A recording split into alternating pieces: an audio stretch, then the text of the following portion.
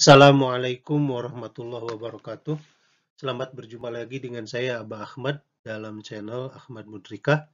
Kali ini kita akan membahas tentang teori dan praktek dari belajar bermakna menggunakan pendekatan scaffolding. Jadi meaningful learning atau belajar bermakna itu diinisiasi oleh seorang bernama David Ausubel. Jadi seorang yang belajar atau guru yang mengajarkan meaningful learning, dia menciptakan proses yang di dalam proses itu tercipta hubungan atau adanya hubungan dari informasi baru yang diberikan oleh guru dengan konsep-konsep relevan yang terdapat dalam struktur kognitif peserta didiknya atau seorang yang sedang belajar. Artinya, ketika guru ingin membelajarkan siswa dengan pembelajaran yang bermakna, maka apa yang dia berikan terkait informasi barunya itu harus relevan dengan konsep yang dimiliki oleh para peserta didik. Ya. Tentu saja kita harus tahu terlebih dahulu tentang apa yang terdapat dalam diri peserta didik. Nah, Vygotsky ya, menjelaskan lebih jauh tentang adanya sebuah daerah perkembangan terdekat dari seorang peserta didik yang diistilahkan sebagai zone of proximal development. Jadi pada daerah tersebut seorang peserta didik justru membutuhkan bimbingan dan bantuan orang dewasa atau bisa juga teman sebaya mereka. Jadi kalau orang dewasa itu tentu saja gurunya atau bisa juga teman sebaya mereka yang justru lebih kompeten sehingga mereka bisa mencapai taraf perkembangan yang lebih tinggi. Jadi dari actual development menurut Vygotsky, di samping actual development ada potential development. Jadi yang potensi yang mungkin bisa diraih oleh siswa itu betul-betul dimaksimalkan. Nah, proses membimbing dan membantu agar siswa bisa mencapai potensial development-nya atau perkembangan yang lebih tinggi dari actual development-nya itu disebut sebagai scaffolding atau topangan atau support. Nah, lebih jauh tentang scaffolding ini dimaknai bahwa seperti layaknya sebuah tangga ya. Jadi tangga itu kan ada titian-titian. Nah, jadi scaffolding juga seperti layaknya tangga harus dimulai dari apa yang dekat dengan pengalaman siswa. Jadi titiannya itu harus bisa dilangkahi atau dilewati. Jadi kalau step atau titian dari tangga itu terlalu tinggi, apalagi sampai mereka harus memanjat misalnya, maka tentu saja itu menjadi kesulitan buat siswa. Apalagi kalau misalnya siswa malah diangkat oleh gurunya, dipanjatkan oleh gurunya, ini diharapkan tidak terjadi. Jadi must begin from what is near to the student's experience. Harus dekat dengan pengalaman siswa, kemudian dia bisa membangun ya ke arah yang lebih jauh dari pengalaman mereka. Jadi titiannya itu step demi step, langkah demi langkah untuk mengarah kepada puncak tertinggi yang tadi disebutkan sebagai potensial development-nya. Ya. Demikian pula pada ketika memulai sebuah tugas baru atau materi baru, maka scaffolding itu harus konkret ya, tidak abstrak. Betul-betul dipahami oleh siswa meskipun eksternal ya, bukan bersumber dari dirinya. Tapi yang penting adalah dia konkret dan visible, bisa digambarkan oleh peserta didik.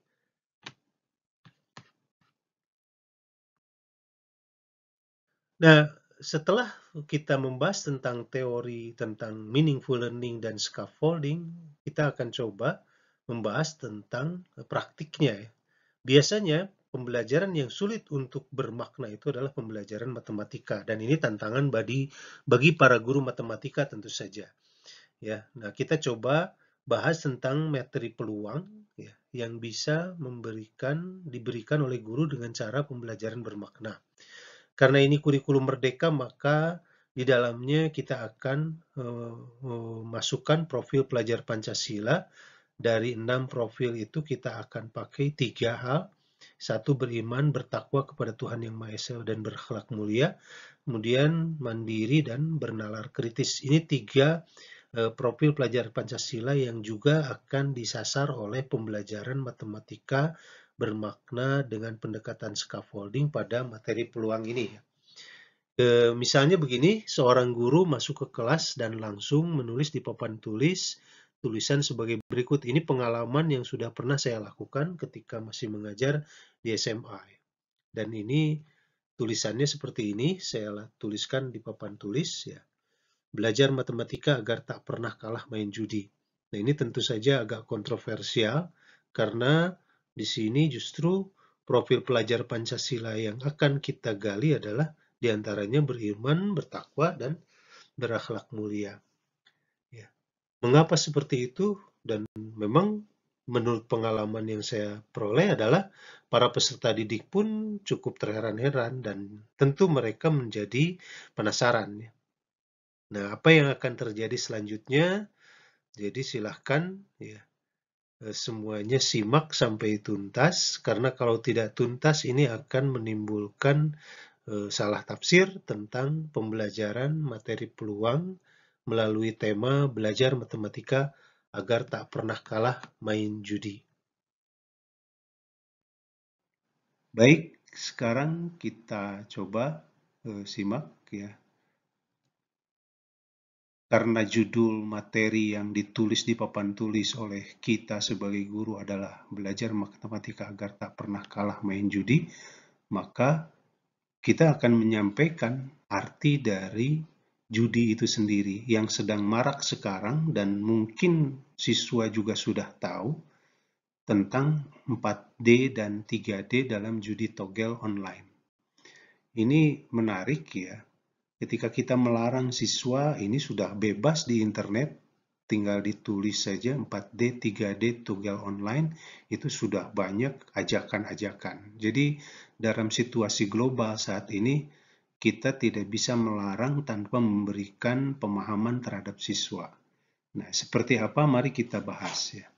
Jadi yang dimaksud dengan 4D dan 3D dalam judi togel online ini kita bisa jelaskan kepada siswa. Ini mungkin malah menambah kepenasaran mereka karena mereka akan diajari supaya tak pernah kalah main judi. Ya kan? Di sini judinya togel online. Jadi misalnya angka yang keluar hari ini adalah 0912, maka ya, para peserta didik atau seorang penjudi jika membeli angka 4D, maka yang harus dibelinya ya sebelumnya itu adalah angka yang tepat 0912. Susunannya harus sama dan tidak boleh terbalik. Jika yang dibeli angka misalnya 9012 ya atau 2190 gitu ya, itu tidak sesuai susunannya, apalagi kalau ada yang angka yang berbeda 4029 misalnya, maka si penjudi akan kalah.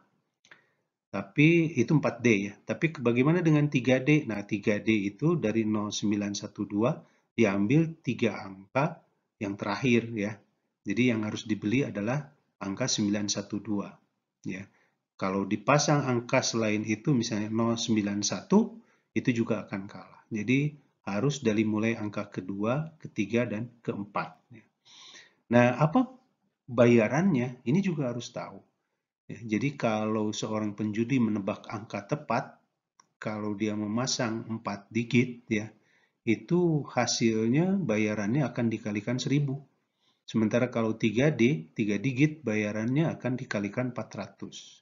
Kita misalkan saja kepada siswa, ya, misalnya penjudi membeli 100.000 ya, kemudian dipasang satu angka 3 digit yang tepat ya, misalnya dia memasang 912 dan keluar angka ya yang diundi adalah 0912, berarti dia menang. Maka taruhannya itu akan dikalikan 400. Jadi 100.000 kali 400 itu 40 juta. Wow, ya. Ini luar biasa ya. Dan tentu saja ini akan menjadi semakin menarik bagi peserta didik ya. Karena mereka akan diajari oleh gurunya bagaimana agar tak pernah kalah main judi.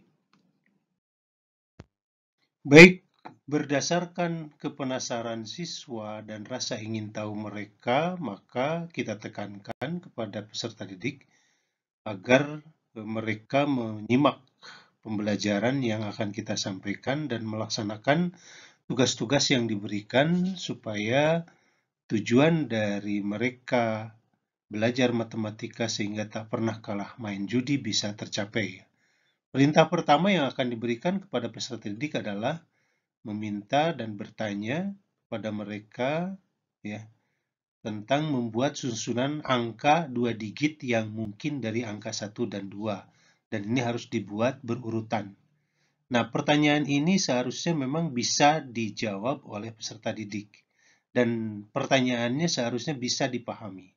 Tapi juga tidak menutup kemungkinan ada peserta didik yang belum paham makna dari pertanyaan. Dan ini yang penting ya, dari meaningful learning. Bahwa kita pahami ketika pertanyaan disampaikan, maka ketika siswa kesulitan memahami, seorang guru tidak lantas menjawab pertanyaan ini, tapi justru mengantarkan. Ya. Jadi scaffolding itu tujuannya memberikan titian atau step tangga supaya mereka bisa mencapai potensial development-nya ya dalam ZPD tadi. Artinya ya ketika misalnya mereka sulit memahami pertanyaan ini, maka kita bisa rendahkan ya tangganya, stepnya dengan meminta contoh apa yang dimaksud dengan angka 2 digit ya. Seperti itu. Jadi ini pertanyaan-pertanyaan kunci seperti ini patut disampaikan oleh guru ya, bukan berarti guru langsung memberikan jawaban.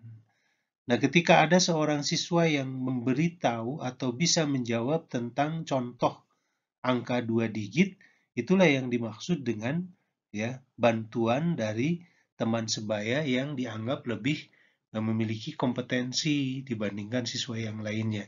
Jadi suasana kelas akan tercipta diskusi.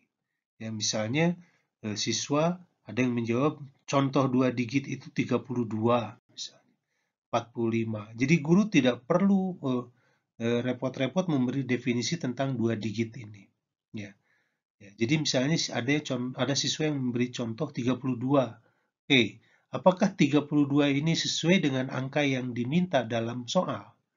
Karena yang diminta dalam soal selanjutnya 2 digitnya betul, tetapi 32 itu apakah termasuk ya susunan angka 2 digit yang mungkin dari angka 1 dan 2? Nah itu ya, contoh itu bagaimana caranya menerapkan scaffolding yang bisa diserap oleh seluruh siswa.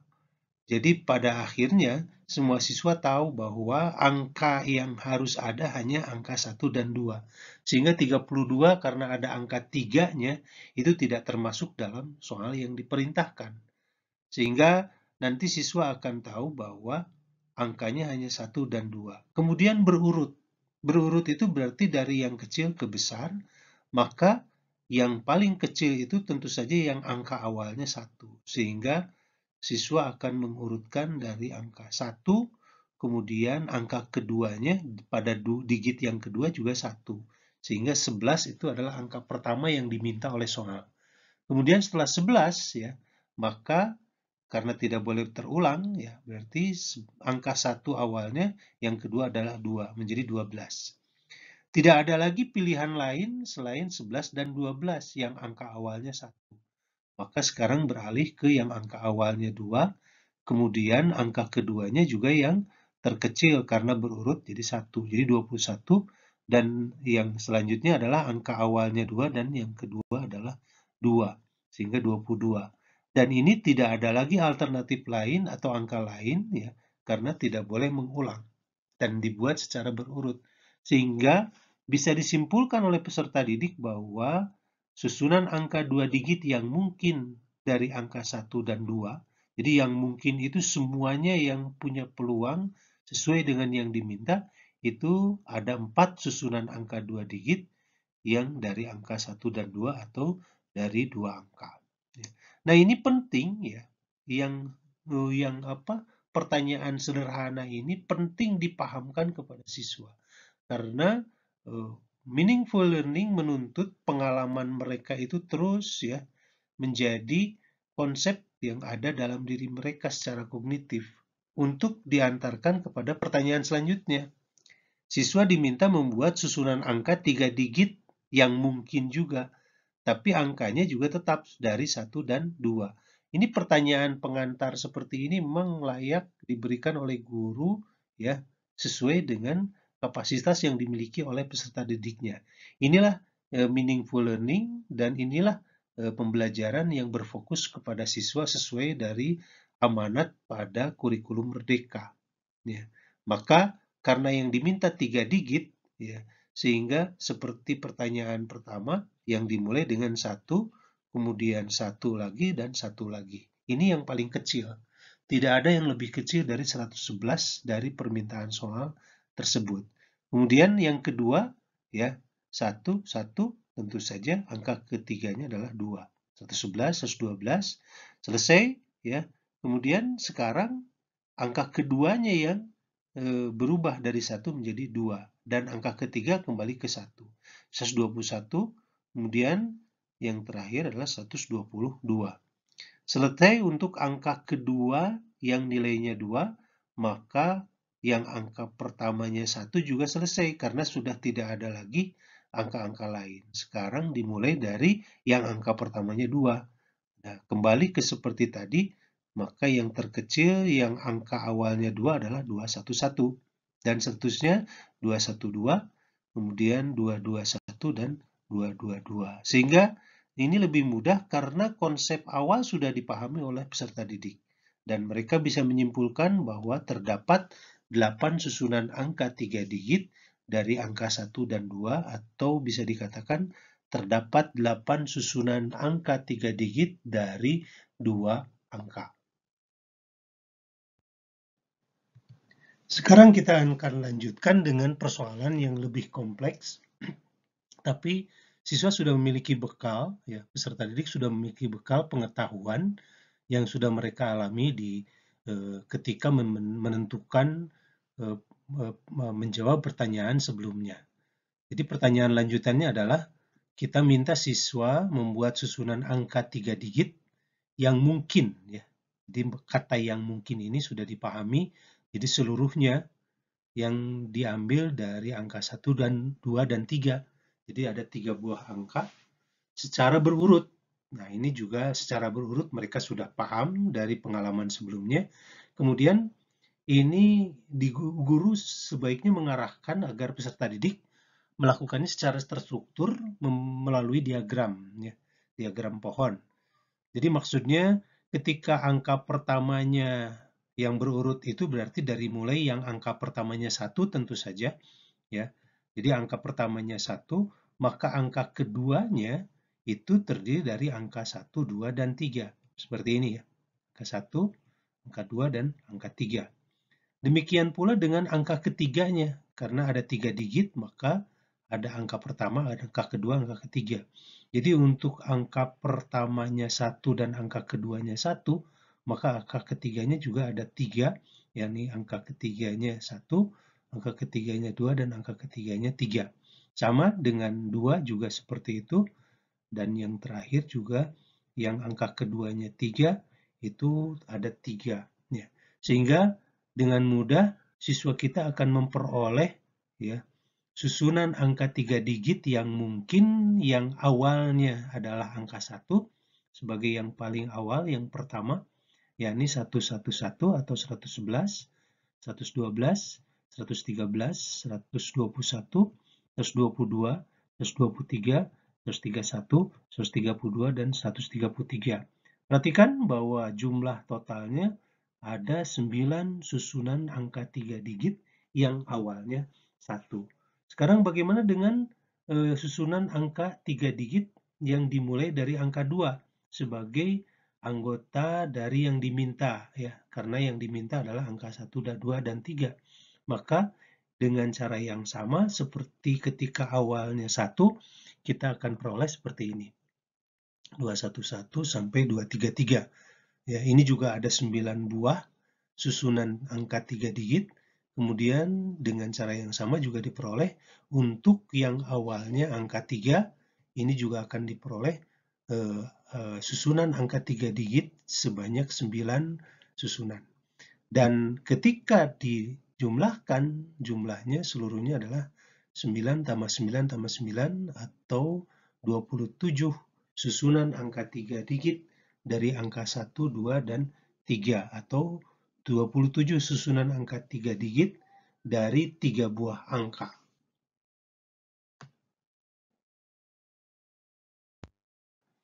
Baik, dari apa yang sudah dilakukan tadi, maka kita coba lagi simpulkan dengan menuliskan di papan tulis bahwa terdapat 4 susunan angka 2 digit dari 2 angka, yakni contoh yang tadi adalah angka 1 dan 2. Kemudian terdapat 8 susunan angka 3 digit dari 2 angka, yang dicontohkan adalah angka 1 dan 2. Kemudian untuk 3 digit dari 3 angka, yang dicontohkan adalah angka 1, 2, dan 3, itu ada 27 jumlahnya, ya, susunan angka 3 digit. Nah, di sini kita minta para peserta didik untuk mengamati, ya. Di sini profil pelajar Pancasila tentang kemandirian dan bernalar kritis ditantang terhadap mereka, bagaimana mereka bisa menyimpulkan bahwa ketika angka yang ditandai, boleh saja kalau di sini berwarna merah, mungkin kalau di papan tulis bisa dilingkari, ya, karena misalnya tidak ada kapur berwarna atau bagaimana, ya. Nah, kita minta siswa atau peserta didik membuat sebuah rumus untuk menentukan jumlah susunan angka. Jadi, untuk memperoleh angka 4, 8, dan 27, karena nanti tidak mungkin misalnya susunan angka 3 digit dari 8 angka kemudian menggunakan cara seperti tadi, ya. Berarti kita harus mengajak siswa atau peserta didik untuk membuat rumusnya.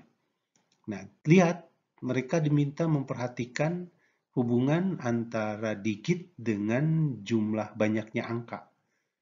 Untuk menjadi 4, 2, dan 2. Untuk menjadi 8 ada 2 dan 3, dan untuk menjadi 27 ada 3 dan 3. Nah, seperti apa? Ini sangat diminta peserta didik yang menjawab. Ini scaffolding. Ini yang dimaksud dengan bahwa pertanyaan yang kita sampaikan itu justru mensupport, ya, bukan malah sesuatu yang baru. Visible, mereka bisa melihat apa yang sebetulnya ditanyakan oleh guru, ya. Mungkin jawaban siswa 2 kali 2, Pak, misalnya, supaya jadi 4. Oke, kita lihat, terapkan. Apakah 2 kali 3 bisa menjadi 8? Tidak. Jadi harus sama, karena ini akan menjadi rumus, ya, sifatnya general.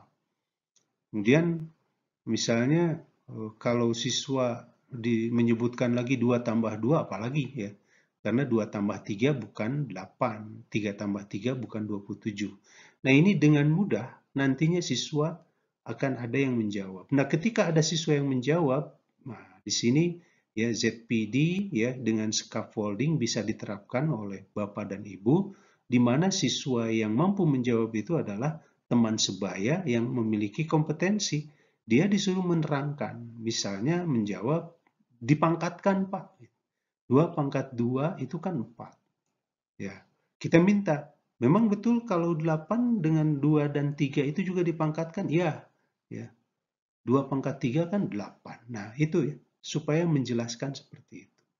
Artinya, angka dan digit, ya, itu mana yang dipangkatkan, mana yang menjadi pangkat. Tidak terbalik, ya. Karena kalau digit yang dipangkatkan dengan jumlah angka, itu 3 pangkat 2, 9. Kebetulan kalau 4 dibulak-balik sama. Tapi ketika ini berarti tidak, ya. 3 pangkat 2 tidak sama dengan 2 pangkat 3. Sehingga kalau dimisalkan ingin ditanya itu adalah N, susunan angkanya, dengan jumlah digit sebesar A, dan angkanya ada B buah, maka rumus yang harus diperoleh oleh siswa tentu saja dalam bentuk N sama dengan B pangkat A.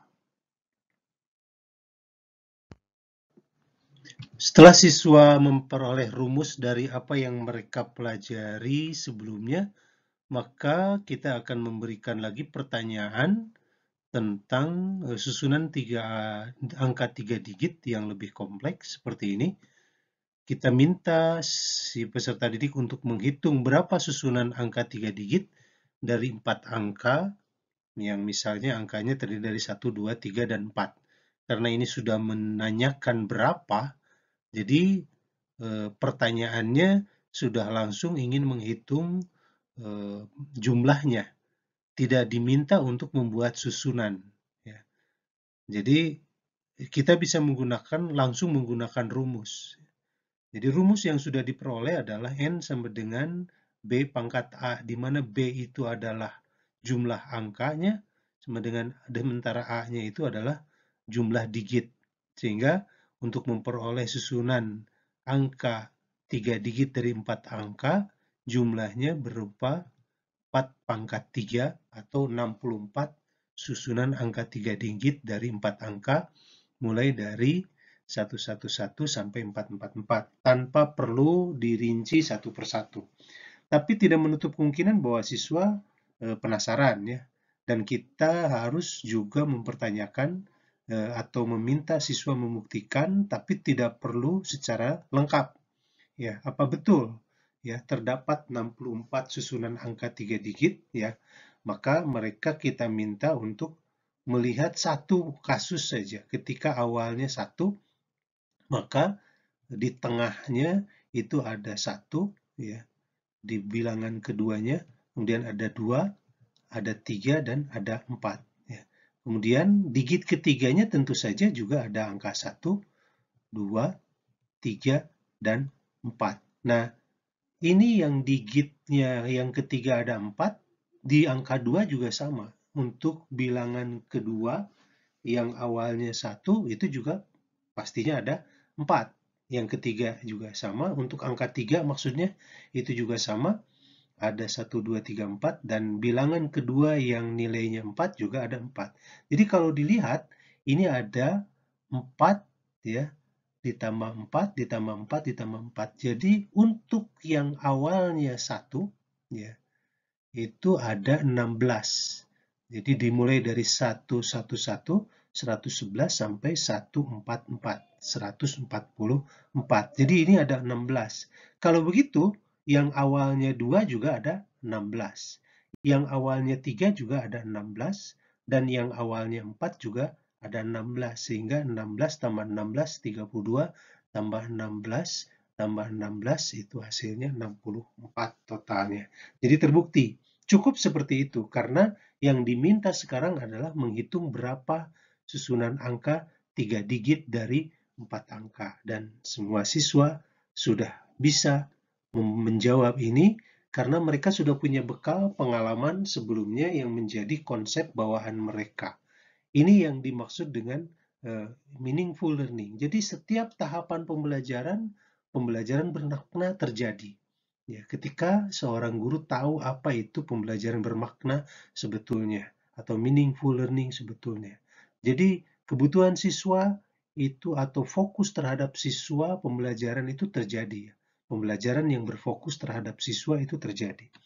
Baik, selanjutnya kita lagi bertanya kepada siswa tentang seorang pemain judi 3 digit online, ya, itu harus memasang angka berapa digit. Nah, ini pertanyaan sekedar penegasan sebetulnya.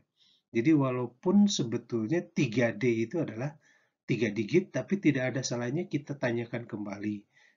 Sekedar mengingat apa yang sudah dibahas di awal sekali tentang penjelasan judi togel. Ya. Tentu saja diharapkan siswa mampu menjawab adalah 3 digit. Ini maksudnya apa? Karena ini kita akan kembali kepada permasalahan awal. Jadi mengembalikan yang tadinya belajar tentang bagaimana membuat susunan angka, sekarang dikembalikan kepada persoalan judi togelnya. Ya. Dan karena kita kembali akan mempelajari matematika agar tak pernah kalah main judi. Nah, ini pertanyaan ini dilanjutkan dengan angka apa saja yang dimaksud 3 digit ini. Ini penting ya. Karena kita ingin supaya siswa juga atau peserta didik juga tahu ya, angka apa saja yang akan dipakai dalam menggunakan judi 3D online tadi ya. Kemudian kalau sudah tahu angkanya apa saja, sepertinya sebetulnya berapa banyak angka tersebut. Nah, ini pengalaman saya, tidak semua siswa langsung bisa menjawab ketika ditanya angka apa saja. Makanya kita coba ya, turunkan tangganya, scaffolding-nya dengan perhatikan contoh tadi yang susunan angka 3 digit dari 4 angka ini kan contoh.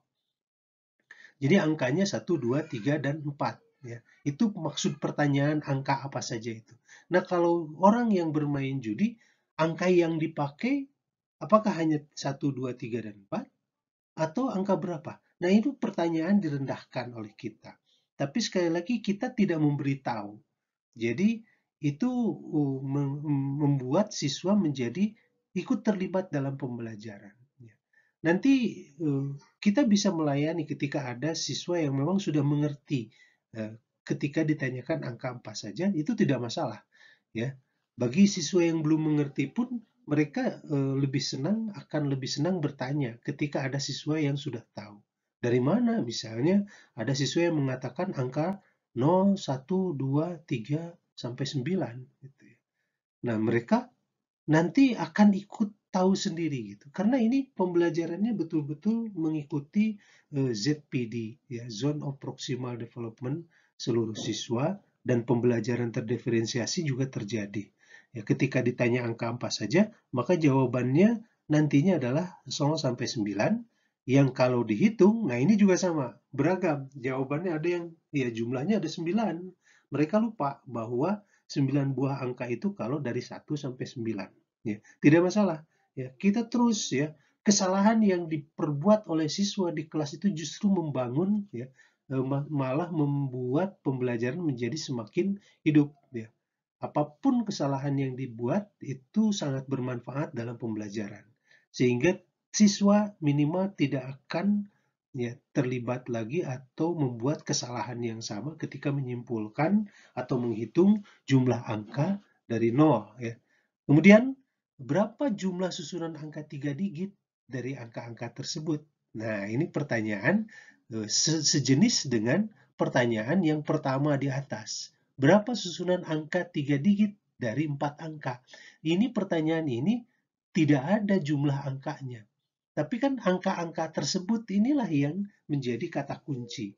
Dan siswa sebetulnya sudah menjawab.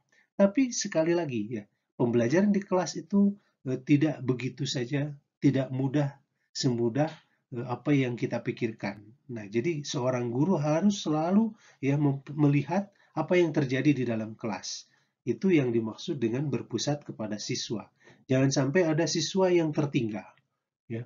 Nah, jadi kalau ada siswa yang menjawab, ya, jumlah susunan angka 3 digit dari angka tersebut langsung menjawab 1000, ya, kita minta dia menjelaskan. Kenapa?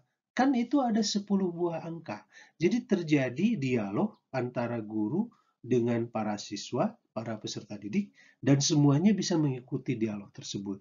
Jadi ada 10 pangkat 3 atau 1000 susunan angka 3 digit mulai dari 000 sampai 999. Dan itu harus betul-betul tercipta pembelajaran yang memahamkan seluruhnya. Ya. Kemudian, agar tak kalah, ini pertanyaan lanjutan. Ya.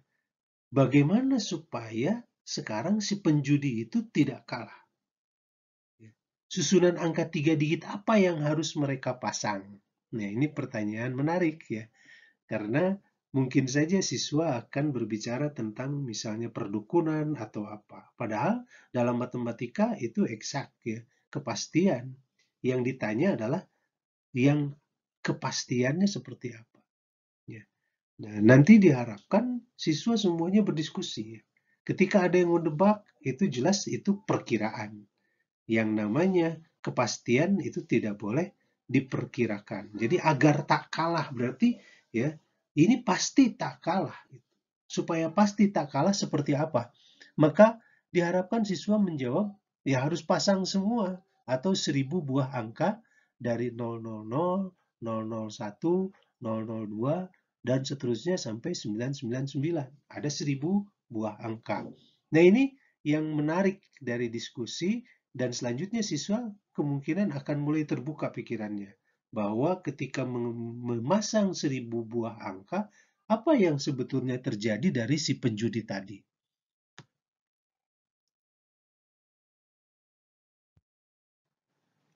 Setelah semua siswa paham ya bahwa memang harus memilih semua agar tertebak ya, seluruh angka atau salah satu angka yang diundi, maka kita munculkan lagi pertanyaan mengapa ya semua. Mereka harus bisa meyakinkan ya apa alasannya semua, dan pertanyaan selanjutnya adalah memangnya berapa persen peluang kalau hanya memasang 500 angka. Di sini secara tidak langsung guru sebetulnya sedang mengajarkan tentang materi peluang ya. Materi peluang yang tidak berbentuk rumus terlebih dahulu, karena nanti pada akhirnya akan disampaikan tentang rumus peluang. Tapi yang jelas dalam kehidupan sehari-hari ya, seperti yang disampaikan dalam scaffolding, bahwa ada konsep-konsep yang sudah dimiliki siswa yang kita ungkap dan dikaitkan dengan materi-materi yang akan disampaikan ya. Jadi ini ada kaitannya. Inilah yang disebut dengan scaffolding. Jadi ini praktik dari scaffolding dalam pembelajaran materi peluang, matematika materi peluang ya. Maka jawaban siswa nanti akan terarah pada ketika memasang semua angka yang mungkin dari 000 sampai 999, itu tentu saja peluangnya 100%. Ya, karena semuanya sudah ditebak. Ya. Ini adalah yang disebut dengan kepastian dalam materi peluang. 100% peluangnya berarti pasti. Tidak mungkin kalah. Tapi kalau misalnya angka yang dipasang hanya 500 angka, ya, tidak seluruhnya, dalam arti berarti dari 500, dari 1000 yang dipakai 500 berarti hanya 50%. Kemudian tadi pertanyaan tadi itu memang mengantar kepada siswa untuk bisa menjawab pertanyaan selanjutnya, yakni berapa persen peluang penjudi ya untuk menang judi kalau hanya memasang satu angka. Jadi dihantarkan dengan tadi. Tentu saja ini ada yang tidak langsung bisa menjawab, dan sekali lagi ya, ini zone of proximal development masing-masing siswa berbeda ya, daerah perkembangan atau perkembangan terdekat siswa itu berbeda-beda. Nah, di sini diferensiasi dilaksanakan ya dalam pembelajaran matematika materi peluang ini yang melalui scaffolding. Jadi apa yang diharapkan dalam kurikulum Merdeka dengan pendekatan scaffolding ini bisa muncul. Ya. Nah, tentu saja nantinya siswa ya akan menjawab ya satu angka dari 1000 kan. Jadi 1/1000. Seperti layaknya tadi 500 angka dari 1000. Jadi 500 per 1000 dapat 50% itu kan 500 per 1000 kali 100%. Berarti 50%. Jadi kalau satu angka ya 1/1000 kali 100%, 0,1%. Jadi ada saling keterkaitan dengan konsep-konsep sebelumnya yang sudah diperoleh oleh peserta didik. Ya. Lantas kita tanya lagi, kalau begitu ketika peluang penjudi hanya 0,1%, berarti lawannya kan bandar. Berapa persen peluang bandar menang jika penjudi memang hanya memasang satu angka? Nah, di sini juga konsep tentang apa yang disampaikan di awal, ketika si penjudi hanya 50% misalnya, maka bandar judi juga akan mendapat 50%. Nah, dari mana itu konsep seperti itu? Sampai kepada siswa memahami bahwa itu seluruh peluang itu adalah 100%. Sehingga kalau yang diperoleh satu pihak 50%, maka pihak lain itu akan 50% yang kalau dijumlahkan menjadi 100%. Jadi kalau misalnya yang dipasang ada 250 angka, ya berarti 25%, maka bandar 75%. Jadi kalau penjudinya 0,1%, maka si bandar akan 99,9%. Tidak cukup sampai di situ, ya, maka pertanyaan guru pun akan lebih meningkat lagi karena sekali lagi kita akan membelajarkan atau memberikan pembelajaran bermakna kepada peserta didik. Pertanyaan selanjutnya adalah memaknai arti dari peluang 0,1% bagi penjudi dan peluang 99,9 bagi bandar. Apa yang dimaksud 0,1%? Mungkin pertanyaan ini lebih sulit dijawab oleh siswa daripada apa yang dimaksud peluang 99,9% si bandar menang. Ya. Karena kalimat 99,9% itu lebih sering disampaikan ya dalam berbagai persoalan ya. Misalnya kalau si peserta didik sering menonton sepak bola, ini 99,9% gol. Itu kan artinya hampir ya, walaupun belum pasti gol. Sehingga maknanya adalah tentu saja hampir mustahil penjudi itu tidak kalah. Atau hampir mustahil penjudi itu menang. Tapi sebaliknya hampir pasti bandar judi yang menang. Nah, inilah nilai yang diharapkan diperoleh oleh peserta didik dari materi peluang melalui judul belajar matematika agar tak pernah kalah main judi. Sehingga jika seorang penjudi dengan iming-iming mendapatkan uang 40 juta dari modal 100.000, itu sebetulnya di dalam perjudian itu mengandung makna hampir mustahil dia itu menang.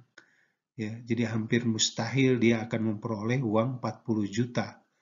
Sehingga 100.000 itu seolah dibuang percuma. Makanya nilai yang diharapkan diperoleh yang tadinya belajar matematika agar tak pernah kalah main judi, yang sebetulnya adalah itu bisa hilang menjadi belajar matematika agar tak pernah main judi. Ya.